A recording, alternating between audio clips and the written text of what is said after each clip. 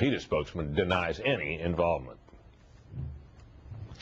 As Democrats work to add to their thin majority in the Senate, an upstart candidate with a solid political pedigree is challenging an incumbent with an even more weighty family name.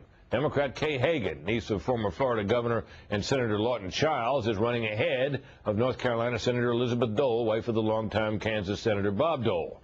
Correspondent Marianne Silber looks at the race and what's on the line.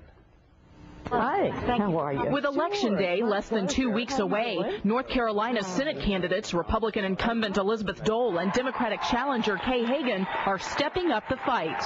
Just another example of Senator Dole putting the special interests before us. Kay Hagan repeatedly dodged taking a position on the financial bailout package. It's a race that could have national impact. At stake, Democrats taking a supermajority in the Senate and total control of both ends of Pennsylvania Avenue. We can't afford Elizabeth Dole in the Senate, who's voted with Bush 92% of the time. Our internal polls are showing us very strong. We're going to win this election. Dole hopes to keep a Senate seat she's held for 6 years, in which the late Republican Jesse Helms held for 3 decades before her. And this is not just any seat. If Kay Hagan prevails, it could give Democrats more than just a majority. It could give them the so-called magic 60 majority in the Senate, which could effectively block any attempted filibusters by Republicans. North Carolina is one of several states with close Senate races that could tip the scale. Observers say a $10 million infusion by Democrats led to a barrage of negative ads early on, catching Dole's campaign by surprise. We saw a first negative phase where Hagan was able to put significant focus on Dole in Washington, and in an anti-Washington mood right now, that put Dole on the defensive. A recent Rasmussen poll shows a close race, Hagan at 49%, Dole at 44%. But Senator Dole sees it differently. Are you worried at all? No, I'm not.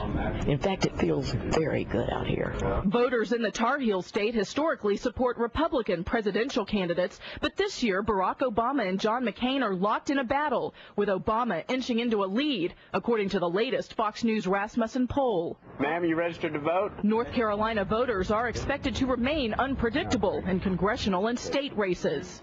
Many of them are still registered as Democrats, though, but will vote Republican if they're sufficiently attracted by the candidate. So to the extent that Dole is able to hold on to those voters, she will also trend upwards. Voters here understand the importance of this race and how it could make a difference in Washington. If Obama wants to get his agendas through, which are ambitious and big thinking and very progressive, he's going to need the strength of every senator he can possibly get, including Kay Hagan. The people of North Carolina need someone who's going to know the issues, who's going to be ready to go and ready to represent them.